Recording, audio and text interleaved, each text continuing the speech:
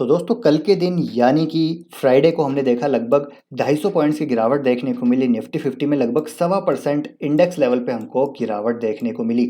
एक महीने से जो तेजी थी वो काफ़ी अच्छी तेजी थी, लेकिन कल के दिन हमको एक महीने की सबसे बड़ी गिरावट देखने को मिली।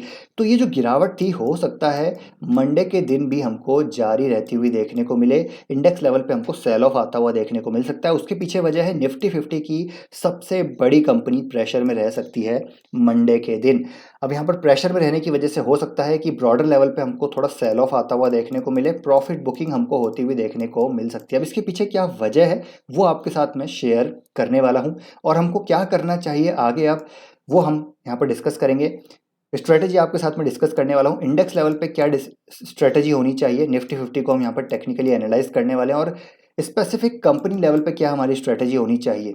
बाय करना है, होल्ड करना है, सेल करना है, क्या होनी चाहिए रणनीति, मैंने क्या किया है, मैं क्या करूंगा, टेक्निकल चार्ट पे क्या सिचुएशन, और इंपॉर्टेंट अपडेट्स आपके साथ शेयर करने वाला हूं। तो काफ़ी इंटरेस्टिंग वीडियो होने वाला है, बिना स्किप करे पूरा ज़रूर देखिएगा। तो आप समझ गए होंगे किस कंपनी की मैं बात कर रहा हूं। तो यहाँ पर मैं बात कर रहा हूँ one and only Reliance industries की। अब कल के दिन आए हैं रिलायंस इंडस्ट्रीज़ के Q1 FY24 के नतीजे, और नतीजे काफ़ी वीक रहे हैं, जिसकी वजह से एक प्रेशर हमको मंडे के दिन यहाँ पर आता हुआ देखने को मिल सकता है। जो स्ट्रीट एक्सपेक्टेशंस थी उसके बिलो यहाँ पर नंबर हमको आते हुए देखने को मिले हैं। और जैसे ही नंबर आए तो देखिए, रिलायंस इंडस्ट्रीज सिर्फ इंडियन स्टॉक मार्केट दलाल स्ट्रीट पे ही लिस्टेड नहीं है, ये लंदन एक्सचेंज, ठीक है, लंदन स्टॉक एक्सचेंज पे भी लिस्टेड है RIGD.IL के नाम से। और जैसे ही नंबर्स यहाँ पर आए, Q1 FY24 के नंबर आए, तो करीब करीब 6% हमको गिरावट वहाँ पर आती हुई देखने को मिली। तो ऐसा ही हमने देखा था फ्राइडे के दिन जब इन्फोसिस के नंबर आए थे, तो NYSE पे लिस्टेड जो स्टॉक था करीब करीब 8% गिरता हुआ देखने को मिला, और अगले दिन इन्फोसिस भी हमको यहाँ पर क्रैश होता हुआ देखने को मिला। और उसकी वजह से ओवरऑल मार्केट में हमको प्रेशर देखने को मिला। IT सेक्टर यहाँ पर डाउन था, जिसकी वजह से मार्केट हमको प्रेशर में आता हुआ देखने को मिला। तो same can happen on Monday कि रिलायंस का स्टॉक ऑलरेडी लंदन एक्सचेंज में प्रेशर पे है, तो इंडिया में जब मार्केट ओपन होगा मंडे के दिन, तो रिलायंस का यहाँ पर स्टॉक प्रेशर में आ सकता है। क्योंकि जब मैं बात करता हूँ वेटेज की, तो रिलायंस का देखिए वेटेज यहाँ पर 10% से ज़्यादा है, और इन्फोसिस का वेटेज था करीब करीब 5.5% के आसपास।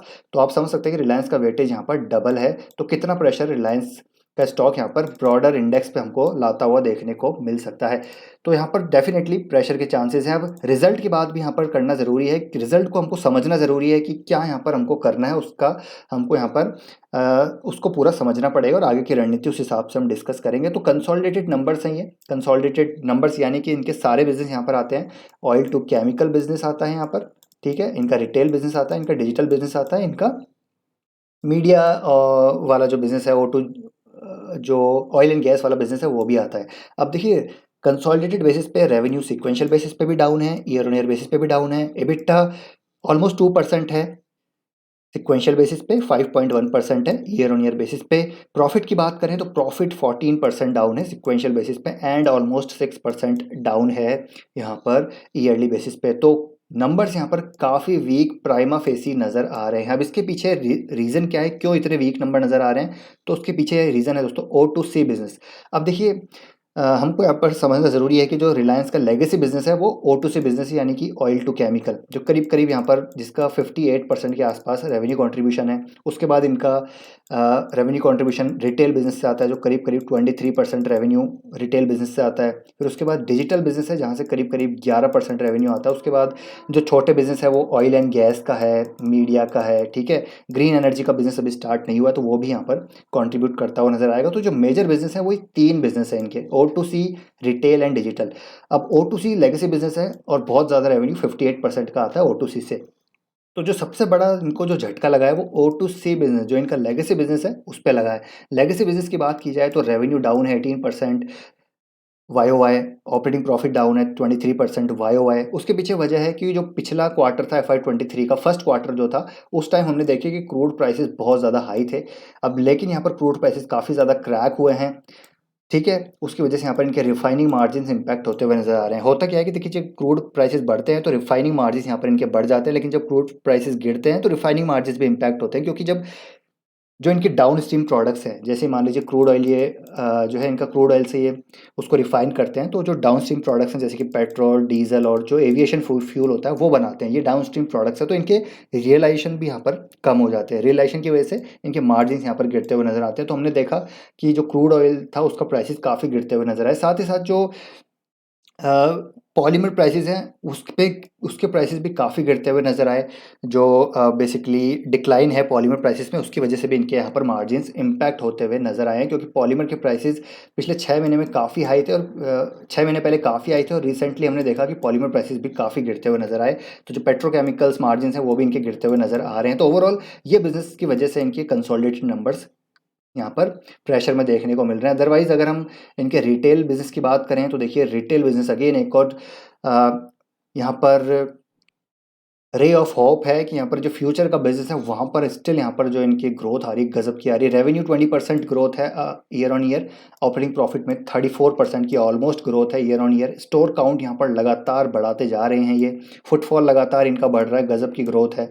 कस्टमर जो बेस है वो अच्छी तरीके से ग्रो हो रहा है, और जो डिजिटल कॉमर्स है, न्यू कॉमर्स रेवेन्यू बेस है वो बढ़ रहा है यहाँ पर।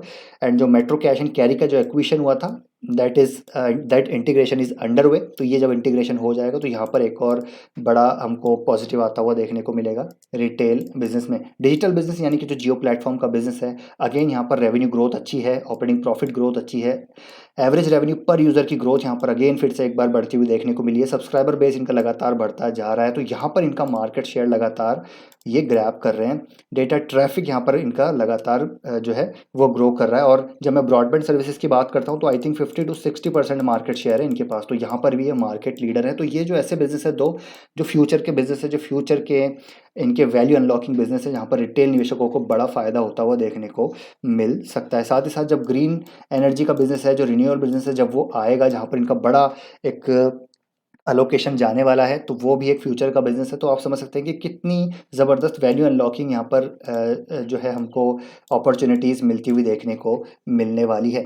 तो यहाँ पर इसकी वजह से ओवरऑल नंबर्स यहाँ पर वीक नज़र आ रहे हैं। अदरवाइज़ यहाँ पर नंबर्स मेरे हिसाब से, अगर आप इनके बाकी जो फ्यूचर वाले बिजनेस हैं उनको देखते हैं तो वहाँ पर ग्रोथ अच्छी है। बाकी लेगेसी बिजनेस को मैं नहीं देखता, क्योंकि मैं आपको पहले ही बता चुका हूँ कि मैं जो इसमें रिलायंस में इन्वेस्टेड हूँ just because of the future businesses, जो कि रिलायंस रिटेल है, डिजिटल है, एंड जो इनका ग्रीन एनर्जी का बिजनेस है। हो सकता है जैसे कि इन्होंने अभी हाल ही में जियो फाइनेंशियल का बिजनेस डीमर्ज किया हो सकता है भविष्य में ये अपने रिटेल को डीमर्ज करें, डिजिटल को डीमर्ज करें, ग्रीन एनर्जी के बिजनेस को डीमर्ज करें, तब यहाँ पर जो शेयर होल्डर्स है रिलायंस के, उनको यहाँ पर वैल्यू यहाँ पर उनके लिए बनती हुई नज़र आएगी। बाकी टेक्निकल पॉइंट ऑफ व्यू से बात की जाए तो अभी स्टॉक गिरा था काफ़ी, हम सभी को पता है, बिकॉज जियो फाइनेंशियल सर्विसेज का बिजनेस डीमर्ज हुआ। अब हो सकता है मंडे के दिन भी स्टॉक गिरे, क्योंकि जो RIGD वाला लिस्टेड है लंदन एक्सचेंज पे वो गिरा है, और साथ ही साथ यहाँ पर भी सेल ऑफ आ सकता है बिकॉज ऑफ वीक नंबर। तो हो सकता है स्टॉक 2400 तक आए, हो सकता है स्टॉक 2300 तक आए। तो यहाँ पर जब गिरावट होगी तो एक अपॉर्चुनिटी हो सकती है लॉन्ग टर्म इन्वेस्टर्स के लिए इस स्टॉक को बाय करने की। तो यहाँ पर जो लॉन्ग टर्म इन्वेस्टर्स हैं मौका का फ़ायदा उठा सकते हैं, क्योंकि पिछले 2 साल से स्टॉक कंसोलिडेट यहाँ पर करता हुआ नज़र आ रहा है। इस कंसोलिडेशन में बाय करेंगे तो जब यहाँ पर एक बार 2800 का ब्रेकआउट होगा, ये वाला जो एक सप्लाई जोन है जहाँ से बार बार सप्लाई आ रही है रिलायंस में, तो जब इस सप्लाई जोन यहाँ पर ब्रेक होगा तो एक अच्छी खासी तेज़ी हमको यहाँ पर आती हुई देखने को मिल सकती है। तो यहाँ पर लॉन्ग टर्म इन्वेस्टर्स पेशेंस के साथ इस बिजनेस को यहाँ पर होल्ड कर सकते हैं। साथ ही साथ 9 रुपये का डिविडेंड भी यहाँ पर रिलायंस ने अनाउंस किया है। बाकी शॉर्ट टर्म वाले डेफिनेटली यहाँ पर अभी वेट एंड वॉच कर सकते हैं, 2800 के लेवल्स को क्रॉस करने दीजिए, उसके बाद यहाँ पर आप पोजीशन बिल्ड कर सकते हैं। लॉन्ग टर्म इन्वेस्टर्स यहाँ पर मंडे के दिन यहाँ पर इसको एक्यूमुलेट कर सकते हैं। अब यहाँ पर मैं बात करूँगा निफ्टी की, तो इंडेक्स लेवल पे भी यहाँ पर गिरावट आ सकती है। 20,000 का लेवल यहाँ पर ऑलमोस्ट टच हो गया था 20,000 का लेवल, लेकिन उसके बाद फिर एक सेल ऑफ आता हुआ देखने को मिला। हो सकता है फिर से एक बार सेल ऑफ आता हुआ देखने को मिले just because of Reliance industries. और आई होप देखिए कोटक महिंद्रा बैंक के नंबर्स अच्छे आए, तो हो सकता है कोटक महिंद्रा बैंक की वजह से जो फाइनेंशियल इंडेक्स है वो अच्छा करे, और जिसकी वजह से हमको निफ्टी 50 में थोड़ी सी स्टेबिलिटी नज़र आए। लेकिन अगर वो नंबर अच्छे नहीं आए तो और भी गिरावट हो सकती है। तो लेट्स सी, कोटक के नंबर भी आ चुके हैं, वो भी डिस्कस करेंगे, आई थिंक आ गए होंगे अभी तक, तो वो भी डिस्कस करेंगे। लेकिन डेफिनेटली अगर स्पेसिफिक रिलायंस की बात की जाए तो प्रेशर आ सकता है, और निफ्टी 50 में हो सकता है कि गिरावट आए। तो यहाँ पर एक सपोर्ट नज़र आ रहा है निफ्टी का करीब करीब 19,500 के लेवल पे एक अच्छा सपोर्ट नज़र आ रहा है। तो यहाँ तक अगर इंडेक्स गिरता है तो मेरे ख्याल से यहाँ पर बाइंग की जा सकती है, क्योंकि एक ज़बरदस्त अप ट्रेंड में निफ्टी 50 यहाँ पर आ चुका है। एक ज़बरदस्त बुल मार्केट में हम ऑलरेडी एंटर कर चुके हैं। तो ये बुल मार्केट की जो छोटी छोटी करेक्शन है, इनको यहाँ पर बाय किया जा सकता है। आंख बंद करके बाय नहीं करना है। जहाँ पर वैल्यू नज़र आ रही है वहाँ पर ही बाय करना है। जहाँ पर वैल्यूएशन अच्छी नज़र आ रही है वहाँ पर ही बाय करना है। ऐसा नहीं है कि आंख बंद करके कुछ भी हम खरीद रहे हैं, मोमेंटम को बाय कर रहे हैं। मोमेंटम को बाय नहीं करना है, थोड़ा सोच समझ के हमको यहाँ पर कदम उठाना है। बुल मार्केट में भी बिल्कुल अंधा नहीं होना है। तो अच्छी कंपनीज को अच्छी गिरावट पे बाय कर सकते हैं। जस्ट लाइक इन्फोसिस मुझे लगता है अच्छी अपॉर्चुनिटी है। रिलायंस में अच्छी अपॉर्चुनिटी आ सकती है। और भी कई कंपनीज़ हैं जिनमें अच्छी अपॉर्चुनिटीज़ हमको आती हुई देखने को मिलेगी। साथ ही साथ मिड कैप जो इंडेक्स, अगर उसमें गिरावट आती है तो वहाँ पर भी काफ़ी वैल्यू क्रिएट हो, जो है अपॉर्चुनिटीज़ हमको नज़र आ सकती है। तो इंडेक्स की ये गिरावट डेफिनेटली अपॉर्चुनिटी होगी for the long term investors की धीरे धीरे अपनी एसआईपी को यहाँ पर डिप्लॉय वो कर सके। तो ये है दोस्तों एनालिसिस निफ्टी 50 का, रिलायंस का, और मंडे के दिन यहाँ पर क्या हो सकता है वो हमने डिस्कस किया। तो आई होप वीडियो इन्फॉर्मेशन आपको पसंद आई होगी। वीडियो पसंद आए तो लाइक कीजिए, शेयर कीजिए, और आपका ओपिनियन क्या है इंडेक्स को लेकर, रिलायंस को लेकर, वो भी ज़रूर शेयर कीजिएगा। मिलते हैं नेक्स्ट वीडियो में। Till then take care, bye bye.